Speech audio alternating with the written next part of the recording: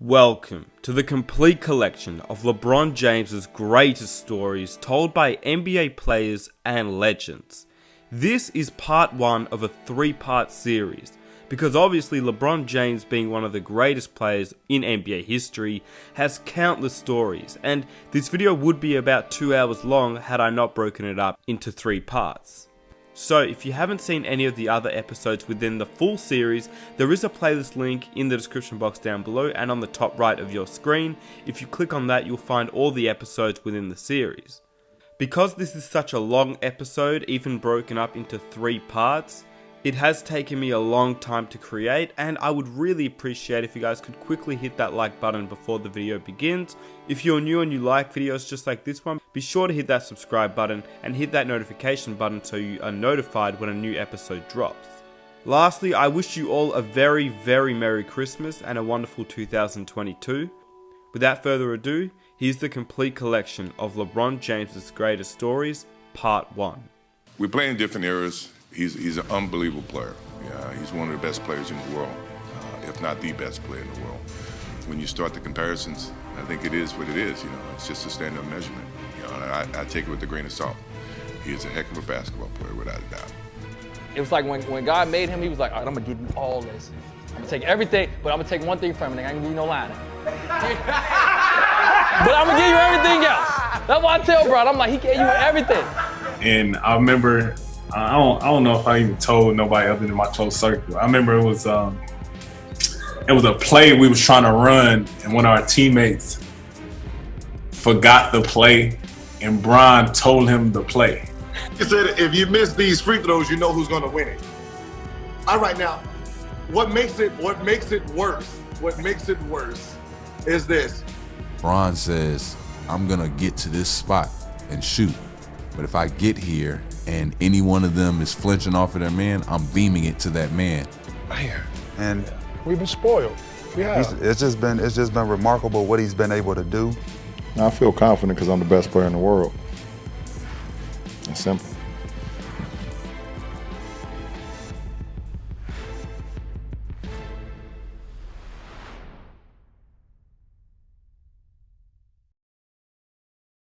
For years, I always caught so much flack, us being the better team or whatever we was at one point in the Eastern Conference Finals, and people not realizing, like, it's tough to get past this motherfucker. I don't care who you are, you know what I mean? And see him come to the West and be able to do the same thing, it's a testament to his greatness and, his IQ to the game when he go out there and play. I remember, like you said, 16 when we went to the Eastern Conference Finals. We won game 3 and 4, and it was like a whole nother mindset click for him. And the player to coach against, and one most difficult and going through in the playoffs, was LeBron James. This guy was looking in your mouth like right there and just it was telling the players exactly what was going to happen on the play that you called. And I remember, I don't know if I even told nobody other than my close circle. I remember it was a play we was trying to run, and one of our teammates forgot the play, and Bron told him the play. But I was also in the gym when I watched him on the floor against Toronto tell Patrick Patterson where he was supposed to go on the play they had called out of timeout late in the 4th quarter. He's like, no, Pat, you're supposed to stand over there and you're going to pin down for DeMar over here. Wow. That's hilarious. That's who he is. Like, it was some crazy shit. It was some crazy stuff. We called it a play. He was like, what? And Bron told him what our play was. And it just shows you, like, how locked in this dude be when it comes to winning time, man. And you see it when he out there on both ends, man. But that changed, and you know this. Like, we beat him a couple times when he was in Cleveland. He was not that way. I've never seen a change in a player. I knew we were in trouble in Miami when we were coaching. When he was in Cleveland, he was just playing basketball. Right. We get to Miami, and he's in Miami now, and he's calling our plays out. He's staring over at our bench. He's reading stuff, and I remember saying, "Oh, this is not good." There are a lot, and Dwayne brings it up. When you're drawing a play in a timeout, you know as an opposing coach that one guy can screw things up for you. I know you know the famous, free throw, LeBron. I was balling that fourth quarter, and miracle comeback. Down 3. I hit almost like a 30-footer to take us to overtime. Got to the free throw line. It's butter. Game's over. We're up 1. I'm about to hit these 3. This is easy. And LeBron comes by and taps you on the chest and whispers something to you. What did he tell you? He said, if you miss these free throws, you know who's going to win it. And when he tapped me and he's like, if you miss these, that's game. And for that 1 second, I became human and thought about it. All right, now, what makes it worse is this. So because we gamble at LeBron's house, me, Damon Jones, that was our group. Right. So Damon Jones was horrible. Horrible. He was horrible. Horrible at cards. So he owed me money. So I always used to say, every time we played them, I always used to scream out, the landlord's here. The landlord needs his rent money. Right. So every time we came to town, shoot around, I'm yelling it. The game, I'm yelling it. That's all I yell. So I told the coach, hey, anytime you put Damon Jones in, I'm going 1-4 flat. He owes me money. Until he pays me my money, 1-4 flat. He's going to be a liability out on this court. And that's what I did every time he came in, 1-4 flat. So he stopped playing. And it had me thinking about it. And I can even see it on my face when I watch, oh yeah, you're missing these, bro. Mm-hmm. And then I missed the first one, and I'm sitting there how the hell did I miss that? That's just so off. Mm-hmm. Missed the second one, and I'm sitting here yo, did this just really happen? Where did I go? I don't miss clutch free throws. In there stretching, and they really put the man in. And the fact that LeBron even passed him the ball is what hurt the most. Damon Jones in the corner just came in the game for the first time in 2 games and hit the shot. Right. With the mental training, because I was this didn't just happen. You didn't tell me this man was gonna come in and hit, and then he comes in and then you pass him the ball he's done hit 5 straight threes. I need to go see some hill because I don't want to be the next Nick Anderson out here. LeBron is 36, turns 37, I believe, in December. Yeah, man. How's he still, what makes him special? And even when you talk about mileage and how he's doing it night in and night out, where you talk about usage rate, you talk about, load management. He ain't doing what Kawhi's doing. He ain't doing what these other KD, and I love KD, I love Kyrie, but KD just took off. AD hurt, so LeBron got to take on more with LA right now. Right. So what makes him special? You had that yeah. This dude up there. He left the hospital with more than everybody. Bro, listen. Bro, Brandon, B. Mark, this dude up there, bro. Out the womb. Bro, his shopping cart of talent when he was born was bigger than everybody's, dog. They gave him everything. Dude behind LeBron, he don't have nothing. Yeah, but you got to give me more, man, because we know what goes into it, the sports science, how we train, how we eat, how we sleep, et cetera, et cetera. Yeah. What are we not seeing that you saw? Yeah, right? You guys have a chef for the show, right? We understand about putting in your body. We understand about the training that you need as athletes, former athletes. We understand the training that you need. But ultimately, man, I've watched this guy, and I see him take care of his body. I see him own it 100%. But I've also know that guys can roll their ankle and be out 4 weeks. I've seen this guy roll his ankle and come back and give you about 20 in the fourth quarter. I'm talking about a bad roll ankle, and I'm like, oh, he done. He come right back. I'm out 4 weeks with this roll ankle. He come right back, fourth quarter, scored 20. Right. It was like when God made him, he was like, all right, I'm going to give you all this. I'm going to take everything, but I'm going to take one thing from it. I ain't going to give you no lining. But I'm going to give you everything else. That's why I tell Brad, I'm like, he gave you everything. He gave him everything. He just said, I'm going to just take this one thing. But when is he going to let it go, though? No, listen, as long as he got money, he ain't letting it go. He's too rich to let it go. Do you think he carry in his pocket the GOAT conversation? Does he want to be better than MJ? He said he's the GOAT. And then after I stopped, I was like, that one right there made you the greatest player of all time. You know, everybody was just talking how they were the greatest team of all time. Like, they was the greatest team to ever assembled. And for us to come back, you know, the way we came back in that fashion, I was like, you did something special. Like I said, man, bro, you my dog. You know this, though. Me and Bron been in arguments about this, though. Well, Does he take that? Is he conscientious about that shit? Bron laughs at that shit, bro. Because, like, I feel like he's in the conversation. Why the fuck does he I feel like he is the conversation. He's getting compared to Michael Jordan, dog. We having real life arguments in barbershops about who's better between him and Mike. So let me ask you this, though. Fuck he gonna get mad for? He don't get mad. Bron, that's what I'm saying about Bron. That's raw as fuck to me.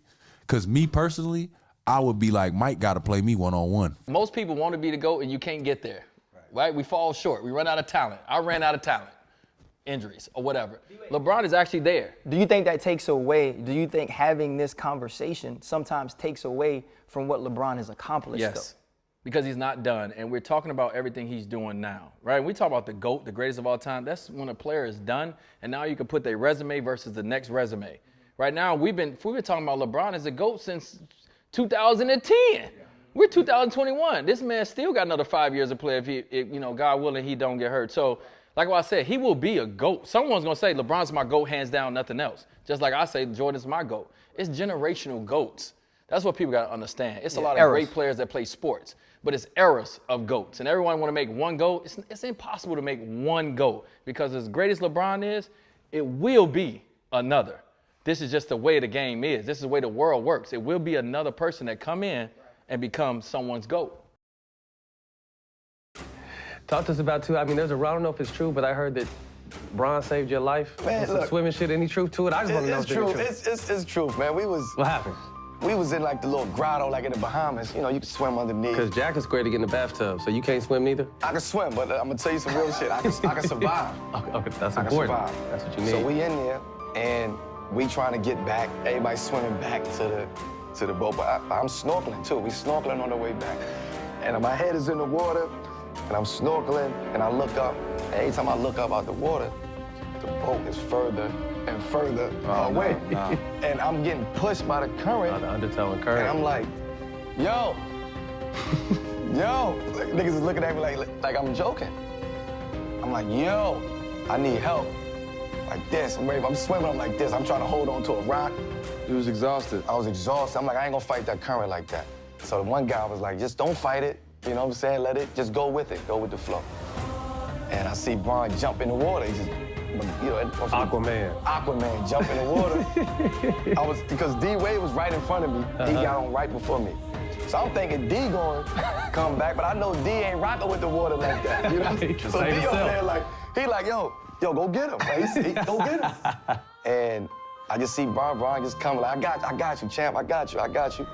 Grab me, and we went back to the boat, man. So, all purpose. LeBron is all purpose. Yo, lifeguard, all kind of shit. But it's crazy because he's very good at a lot of shit. Like, I don't give a fuck what it is. He's gonna be successful at that. He's gonna figure it out. He's one of them people. He's just one of them natural freaks, man. I call him a lab baby, man. He was built in the lab.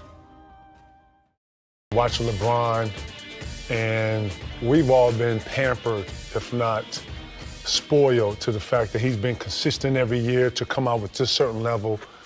But we forget that LeBron is great while he's playing the game. Let's just talk about his progression. Obviously, Tay, you played him. You've seen moments where he was over the top great. Talk about just his greatness and how, you know, how we are spoiled as fans, and his greatness and what he's putting on the game. You know what, you know, from the time that he first came in the league, you know, his debut in Sacramento where he was attacking the rim with, you know, ferocity and finishing. And as you can see here, when he had that phenomenal second half against us, it's like he just hit a turbo button. Man. You know, we in quicksand. Yeah. You know, we went to 5th straight conference finals at that moment. You know, we didn't play 500 games in 5 seasons. We in quicksand, my man putting the turbo button on, and he's still doing that. Like he hitting the R1 on you. He's still hitting the turbo button to this day. There's no reason for us to be here if we weren't confident. May 31st, 2007 was the Eastern Conference Finals. The series was tied 2-2. Being in the Palace of Auburn Hills in the playoffs, that's one of the most hostile environments to be in. You just feel like it's just you 12 against the whole city of Detroit. The night at the Palace of Auburn Hills when LeBron went nuts in the fourth quarter in overtime. And I always have to look back and say, now what was it? It was like 25 straight points and 29 out of 30 or something like that. But it was one of those times where we're doing the show from the arena because it was the conference finals. And we're on the set and Kenny and Chuck are there. And it was the only time I've seen him speechless. I wanted to put the responsibility on myself and have me answer the call. Here's James. Yes, and it counts. The Cavaliers down by 1. Maxfield defending on James. The defense was flat. Basically just gave him one of my left to right crossovers. Once I seen I had him off balance, I wanted to try to be aggressive as I could to make Tate not even thinking about, coming over and try to block the shot. LeBron with the step back stuffs. He has been spectacular. As the fourth quarter started running down, it got to a point where I say, we've come this far. There's no looking back now. As the leader, I can't allow my team to fail. Down to 10. James with the step. This has been some kind of performance by this young guy. You start to notice that you're in the zone. All you're thinking about is your next make. Here's James. He scored 15 of the last 16 points. Everything is working, so now you have the defense off balance. They don't know if you're going to pull up and shoot a jump shot. They don't know if you're going to shoot a fadeaway. Shot clock to 5. James has to fire and scores. Oh, my. LeBron James, he has scored the last 20 of the Cavs' last 21 points. I think we've gone from having a winner in this game to having a survivor. It's one thing to leave a fan speechless, but when you leave a player speechless, because they've been there, they know what it takes to play in a playoff game, what it takes to win.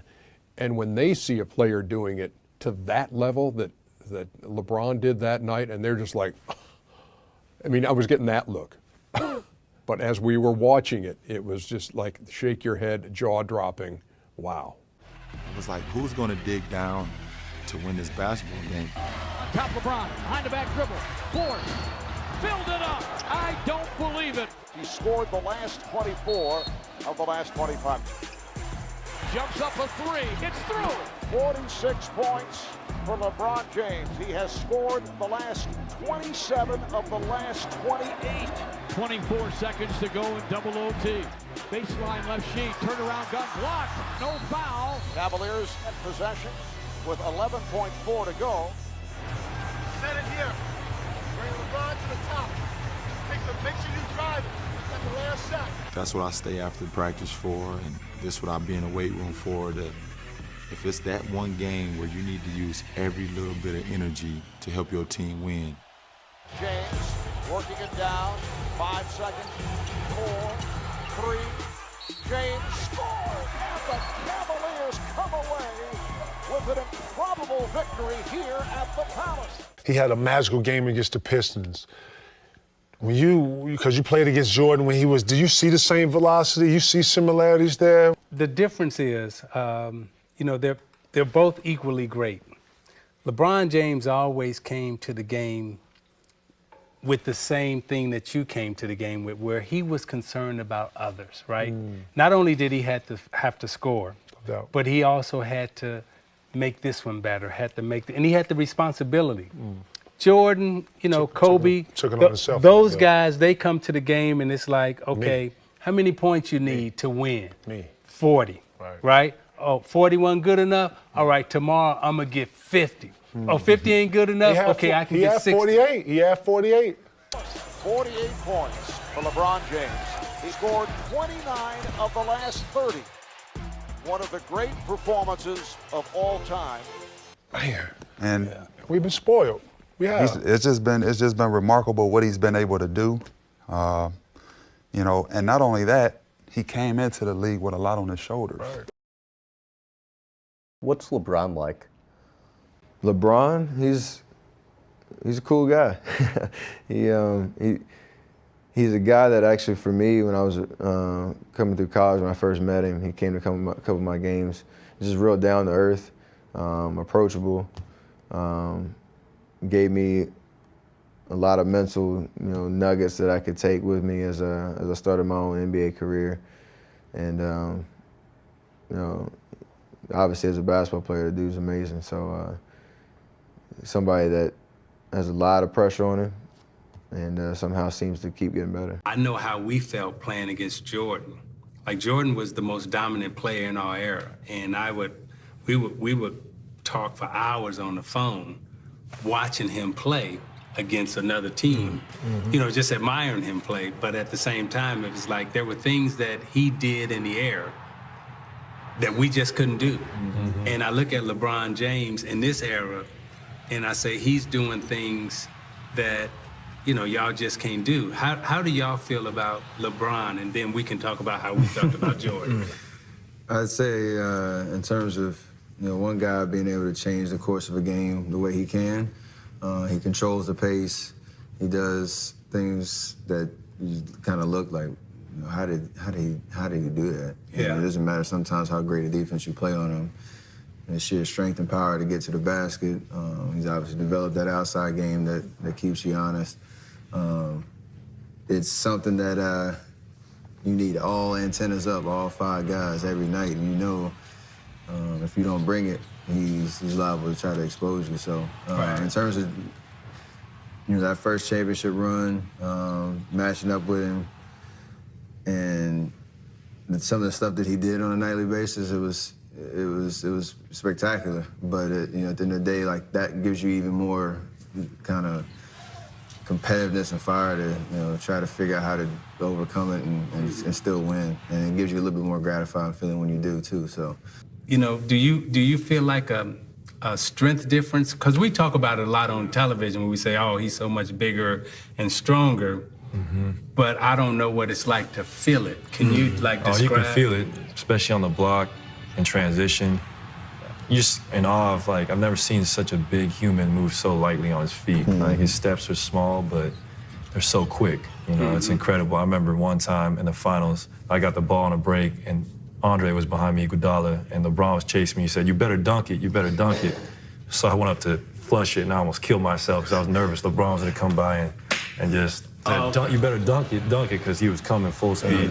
So the landing wasn't pretty. I made sure I flushed that thing because I wasn't trying to see that ball go to half court. Right. So that's just kind of the presence he has in the court. You know where he's at all the time. He's great at playing free safety, kind of like Jordan was, and you're just in awe of the things you can do in the air. I mean, like you said, me and Steph could never do these things, no matter how much we work on our vert, how many squats we do. We'll never be able to jump 40 inches and all through our body like that. We got to get it fundamentally. We got to get it with skill, but those dudes blend it with skill and just sheer power. There's no nights off, and that's draining. Yeah, I know who he is. He's part of the front office group. He was really excited about me missing, that shot a little bit more extra than I would have liked. But, he got a root for his team, obviously, and he was, he showcased that. So, I knew I had another quarter, and the fourth quarter is my favorite. Read it perfectly.